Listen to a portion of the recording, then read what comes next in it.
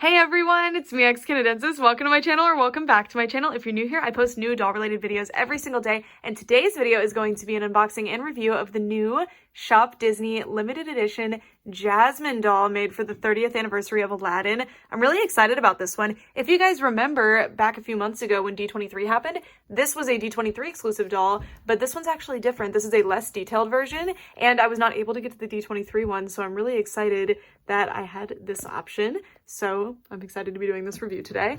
And I am a bit disappointed that they actually have the same boxes as the D23 ones. So I guess this is the new 17-inch limited edition box design.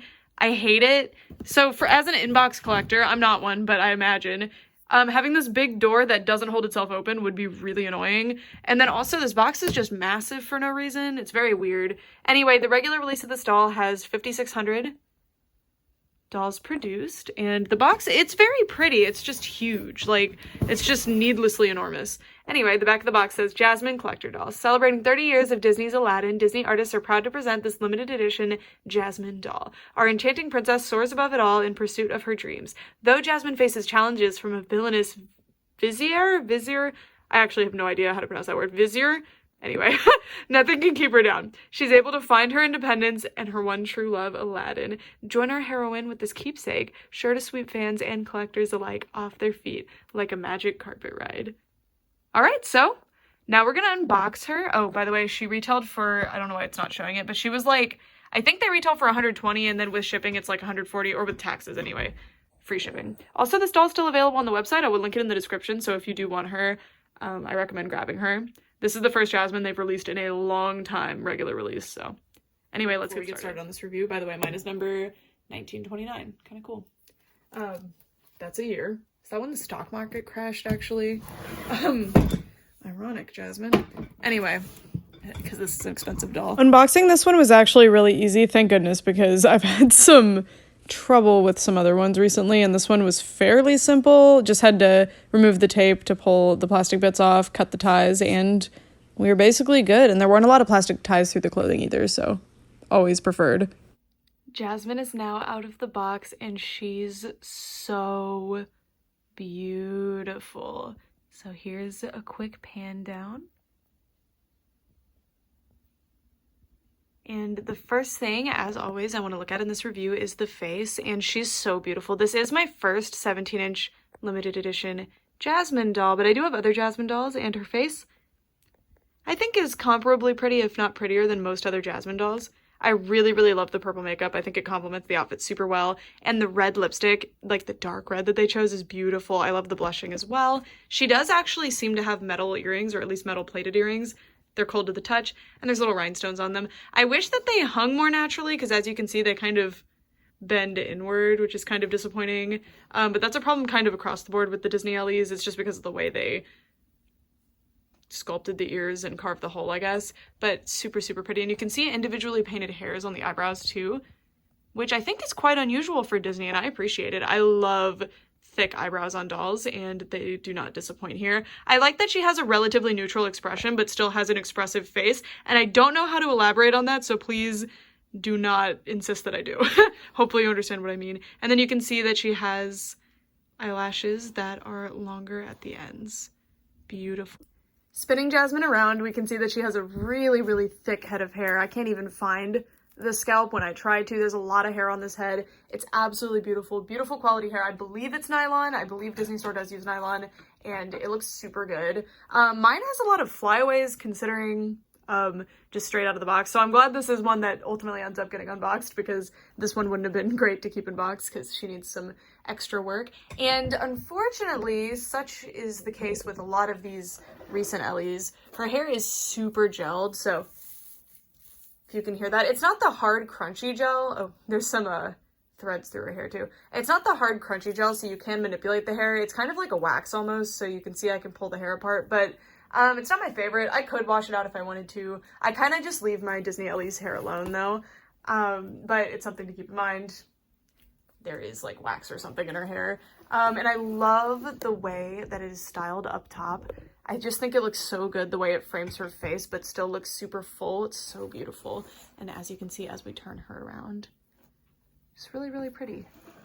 More flyaways than I'm used to with Disney Ellies. I imagine that's just mine though. This Jasmine has a really sophisticated, simple outfit, and the context for that is that there's a much more opulent and detailed version, the D23 version, but even without that context, I really like this. I think Jasmine is a character that really thrives on simplicity like this. I think she looks absolutely beautiful. I do love all of the detailing on the D23 doll, don't get me wrong, and we'll discuss that a little bit at the end of this video because I have some thoughts on that.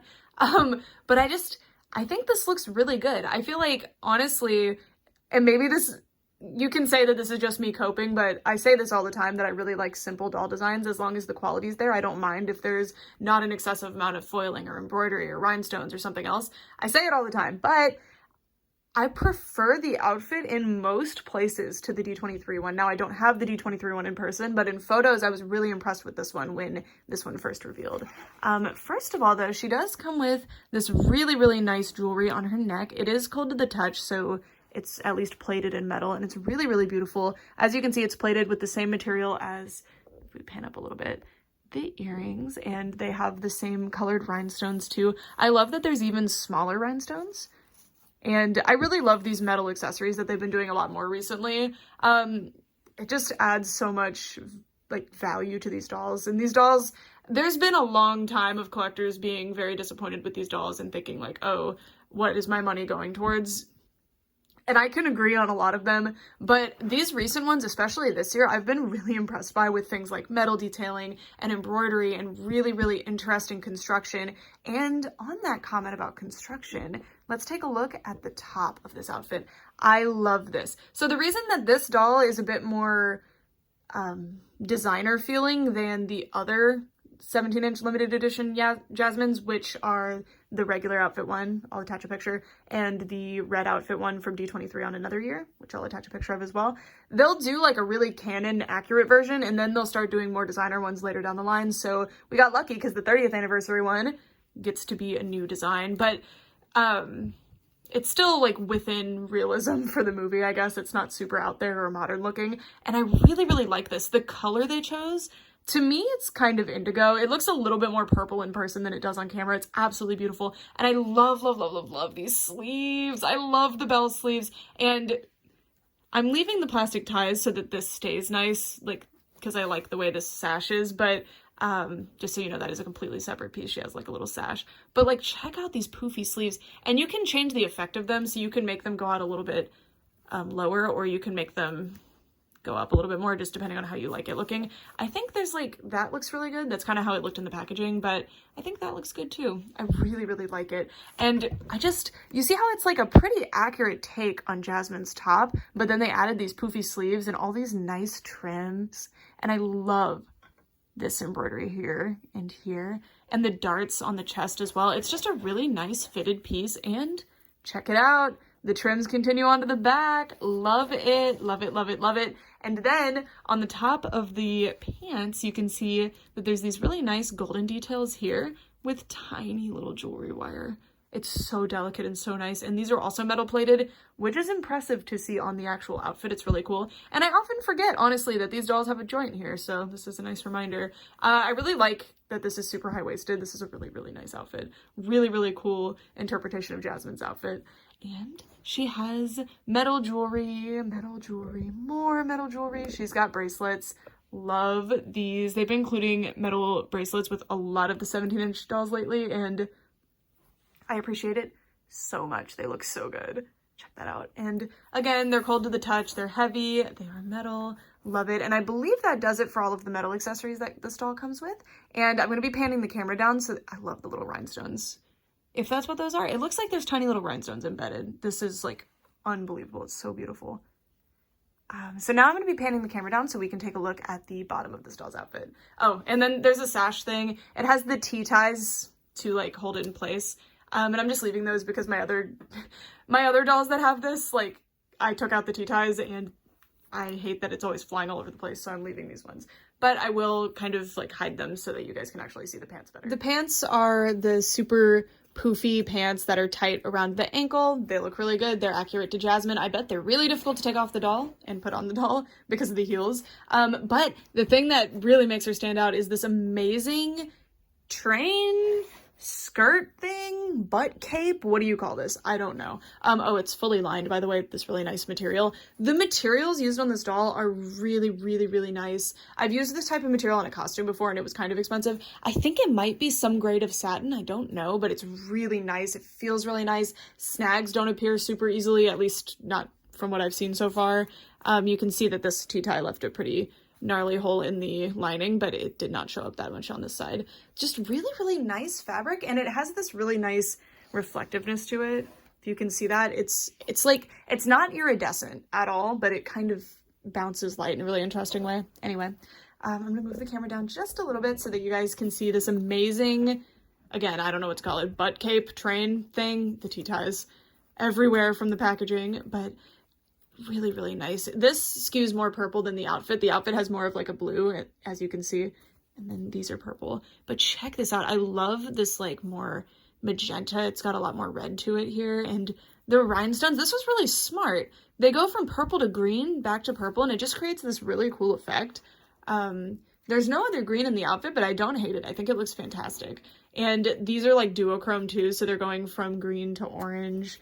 Just absolutely beautiful. And look at this. Each panel has the same ones. You can see that some panels are separate panels that are sewn together. Huge thank you to Auntie Patricia on Twitter for pointing this out, but that back panel is actually the D23 Jasmine's normal skirt panel, and that's why it's a separate one. I did not notice, I'm not gonna lie to you. So this is all one piece, and then there's a back piece, and then this is all one piece. Just really beautiful, and look at that. I was not expecting the back of this outfit to be more detailed than the front, but I really, really like it. I think it's absolutely beautiful. Again, I think the D23 doll is a bit busy, and I think this doll really, really hits it out of the park. It's just divine. And then, all right, for the final part of this review, we're going to be taking a look at the shoes. They're pretty simple. They're just little strappy shoes. They're painted in really a royal, like lapis type blue color. Beautiful. I think it has some sort of shift to it, or it's just shiny and it kind of skews purple when it shines. It's really interesting. And then the paint is just a metallic paint, but it's very mustardy almost, so I kind of don't like that, especially when you compare it right next to this with that really nice gold. It's very obviously not the same color, but it looks really good. I really like these shoes, actually. I think they look really good. And with that, earlier when I was trying to get her hair out of her face, I tied the little scarf thing around her head just to get it out of the way so that you guys could look at the pants. And I was like, wait, that looks so cute. So I kind of styled it a bit more. Also, this fabric is really interesting. You can see that on one side it's more a royal blue, and on the other side it's lighter. Really pretty. It makes a really cool effect when you actually tie it, as you can see around the neck. So I was just wanting to say that this is a more versatile piece than I was giving it credit for. And you can do all kinds of stuff with it. This was just one of many things you can do. So I ended up cutting the tea ties after all. She could also just hold it like this. The way they had it in the package was kind of under her hair and around the wrist like this. So that's just a little extra thing. And now I wanted to do my final thoughts on this doll. So I'm not going to do a full in-depth comparison with the D23 doll. One, I don't have her, so it would just not really make sense. I'm sure somebody who has her will do it. But two, I don't really think she needs it. I think this is a really nice standalone doll. So my thoughts have kind of changed a little bit. So when I saw the Merida doll in particular, which I might be buying, it just depends if she's still available when I can more responsibly afford her, because I'm prioritizing the dolls that I don't already have in some capacity, like the new Tiana that's coming out this week, this Friday. Almost said this weekend. That is Friday. So my initial thoughts, especially when I saw Merida, who I already had the D23 one, so I was sitting here like, So I looked more closely and I was like, wow. So what happened there is that the doll was designed to be a D23 doll, and then when they made the regular release, they just took enough stuff away to make the D23 one still look special. And I don't like that strategy, because if you think of, for example, Ariel from the last D23, we had a regular release mermaid one, then we had the pink dress one that was D23, and then we also had a platinum set that was regular release but more expensive.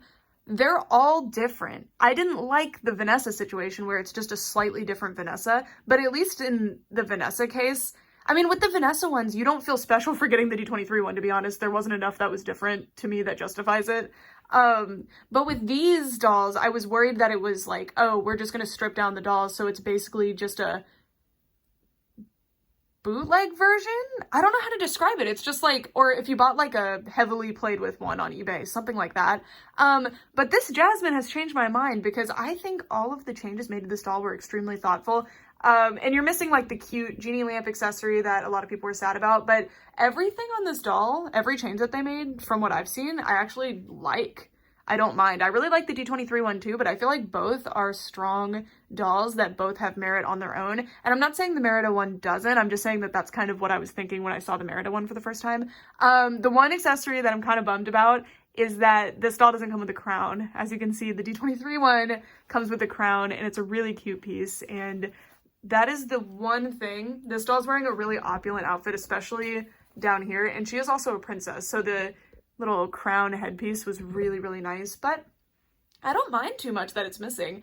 Okay, one more complaint that's kind of superficial. I have way too many blue Disney Ellies, and now I have another one. Hold on, let me go put her up in the display real quick. Okay, so this is what she looks like on display with the others. Now that I see her with the others, she's much more purple than, but look at this. Blue, blue, blue, blue, blue, blue, blue, bluish. There's just so many, oh, blue. There's just so many blue themed dolls. It's weird. It's just a coincidence with my collection, for example. Like these two released in like 2013 and the rest of mine are recent releases. But like, isn't that funny? There's so many blue ones. But she definitely looks more purple on display, thankfully. Also, one more thing that I forgot to show you. She comes with my least favorite style of stand. She comes with the like back hugging version. Or it's like a butt hugger on Disney dolls. I don't mind this stand by any means on normal dolls. Like, this is my preferred stand. But on Disney Ellies, I actually prefer the saddle stand. Also, I hate this new stand. The old ones had a full circle. And these new ones, I get why they did this. It's so that if you take them out of the box, you can display more next to each other. But boy, do I hate it because it makes them fall over really easily. It drives me crazy. But anyway, I think this Jasmine holds her own really, really nicely next to the other Disney Ellies. Probably not that one, but the other Disney, like the D23 ones, I don't think she would look weird next to. Of course, this doll has way more embroidery, but I don't think that's reflective of something negative on this doll. I think she looks really, really gorgeous. I just don't think that a doll needs like embroidery and diamonds and things to, or I mean like rhinestones, to look good. I feel like sometimes you can be a more simple doll and look amazing. For example, this Merida, they didn't want her to look boring, so they added all these rhinestones and like pearls and stuff, and I think it cheapens her overall look. I think the mom looks a lot better because they didn't do that. Anyway, I'm very happy to have a Jasmine in my lineup finally. I think she looks amazing here, and that's it for this video. Thank you guys so much for watching, and I'd love to know what you think of her. And if you either have the D23 one or are more familiar with that one, which one do you prefer? And I understand if you prefer the D23 one. I just think, personally for me, I really like this one. And again, maybe that's just copium because I don't have the D23 one. Okay, for all this time, guys, thanks so much for watching. Bye!